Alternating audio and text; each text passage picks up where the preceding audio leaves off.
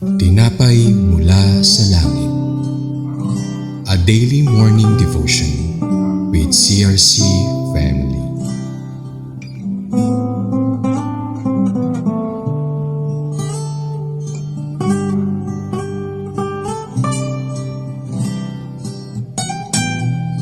Isang mapagpalang araw po sa bawat isa na sumusubaybay ng ating programang Tinapay Mula sa Langit. Pastora Michelle Pineda po ng CRC Queens Robacoor ang makakasama niyo po sa umagang ito. Ang ating pagbubulayan ay mula sa Aklat ng Hukom 10:3-5 at pinamagatang 2 minor judges sa air. Pero bago po tayo magpatuloy, tayo po muna ay manalangin. Panginoong Hesus, dakila ka sa buhay namin. Sinasamba at pinupuri ka po namin. Dalangin ko po sa umagang ito na ikaw po ang manguna. Gabayan mo po ang bawat isa na nakatune in sa programang ito. Ikaw po ang mangusap. Buksan mo nga po ang aming spiritual na tenga, maging ang aming puso at isipan nang sa ganun ay lubos naming maunawaan ang nais mong maiparating sa amin. Maraming salamat po, Banal na Espiritu, sa pagkikisama mo po sa amin at dalangin po namin na ang bawat salita, bawat talata na aming mabasa at masambit ay maging kalakasan sa bawat isa. Ito po ang aming dalangin sa tanging pangalan mo lamang, Panginoong Hesus, at sa pakikisama ng iyong banal na Espiritu. In Jesus' name we pray.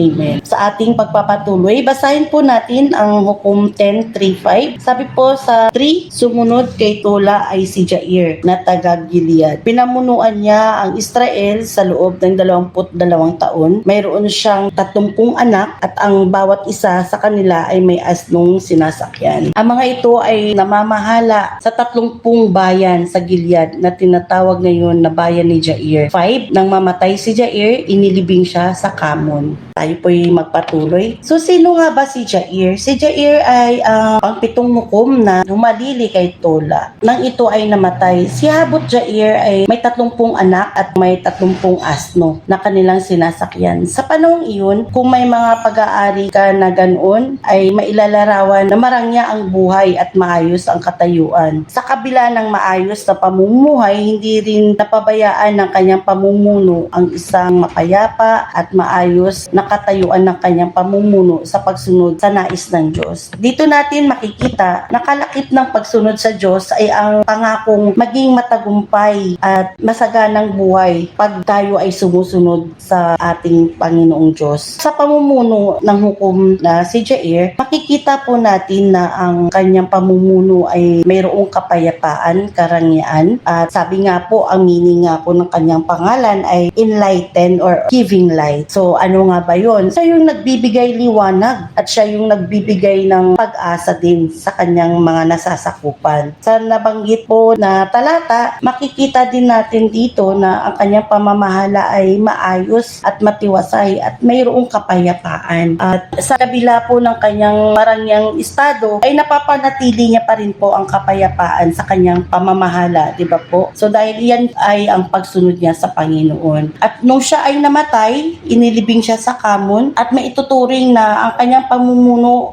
o ang pamumuno ni Jair ay naging maayos. Sa kabuuan, ang pamumuno ni Jair ay nagturo sa bawat isa o sa atin ngayon, sa ating paglilingkod sa Diyos, ay hindi lamang sa panahon ng digmaan, kundi higit sa lahat ay maging tapat tayo sa pamumuhay natin sa anumang sitwasyon, di ba? So, nakita natin na talagang nagabayan niya ang kanyang bayan o ang kanyang pamumuno ay kalakip noon ay ang kapayapaan din na naiparanas niya. Sa atin ngayon, alam natin na marami tayong napapagdaanan, maraming mga problema, maraming mga kabigatan na ating napapagdaanan. But then, wag tayo mawala ng tiwala o magwala tayo ng pag-asa dahil habang tayo nabubuhay ay mayroon pa rin kapayapaan, mayroon pa rin pag-asa ibibigay sa atin ng Panginoon. Tayo lamang ay sumunod sa Kanya at alam natin kung ano yung tama sa ating mga ginagawa. So, hindi man tayo yung sa pamunuan, mayroon tayong dapat gawin, panalanginan po natin yung ating mga pinuno, ating mga namamahala po sa atin. Iyon ay magiging malaking ambag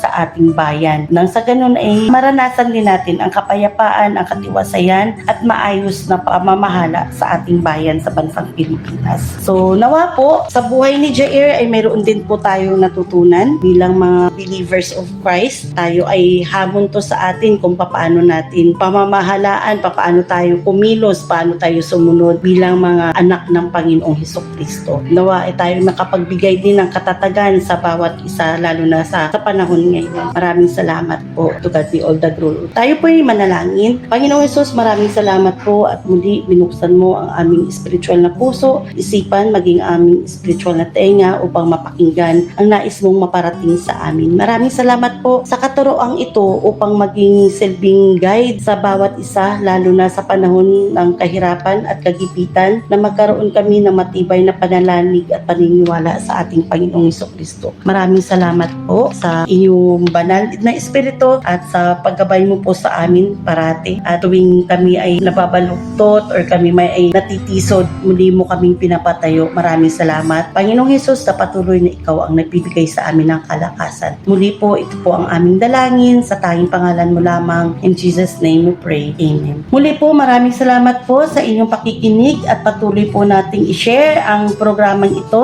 Tinapay Mula sa Langit, upang yung iba po ay mapagpala din sa kanilang pakikinig sa pamamagitan ng platform na ito. Maraming salamat po at isang mapagpalang araw muli. Sa Diyos ang papuri.